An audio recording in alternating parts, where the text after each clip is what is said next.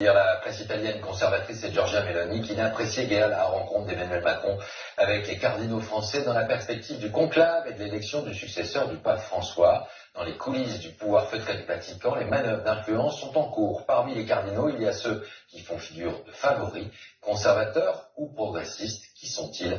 À Rome, Raphaël Shapira, Lorenza Penza. Tous ou presque sont désormais à Rome. Réunis dans la prière depuis la mort de François, d'ici quelques jours, les plus de 120 cardinaux électeurs devront choisir l'un d'eux pour devenir le nouveau chef de l'Église. Alors qui pour succéder à François? Si le conclave fait le choix de la continuité, que la paix soit avec vous. C'est le nom du cardinal Pietro Parolin qui revient le plus souvent. Numéro 2 du Vatican sous François, il a une grande expérience du pouvoir à Rome, mais aussi à l'étranger, et connaît la plupart des chefs d'État. Dans un contexte international tendu, son profil rassure. Et les Italiens entendent bien retrouver un pape. En cela, Pier Battista Pizzaballa pourrait bien aussi être un candidat idéal. Patriarche latin de Jérusalem, il vit en Terre Sainte depuis 35 ans.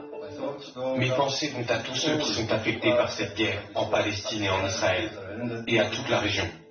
De quoi lui offrir une exposition mondiale et un réseau d'influence internationale.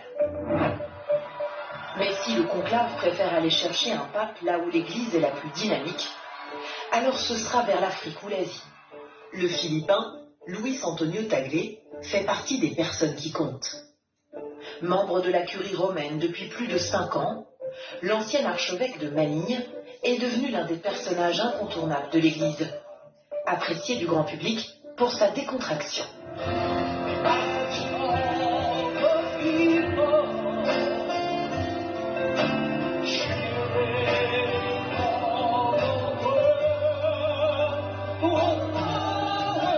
Avec des interventions toujours très enthousiastes dans les médias, comme lorsque François s'était rendu à Manille en 2015. C'est comme une grosse fête nationale. Il défend l'inclusion des minorités sexuelles dans l'Église. Contrairement au cardinal africain Fridolin Ambongo Besungu, archevêque de Kinshasa, qui pourrait être le candidat des conservateurs. Il est l'un de ceux qui a critiqué ouvertement la bénédiction des couples homosexuels voulue par François. Et dans son pays rongé par des décennies de conflits, il est devenu l'une des voix puissantes de la paix. Nous trouverons des solutions à nos crises qui durent depuis des décennies en dialoguant, même avec ceux-là que nous considérons comme des ennemis. Même si le collège des cardinaux s'est beaucoup ouvert au monde sous le pontificat de François, les Européens restent majoritaires.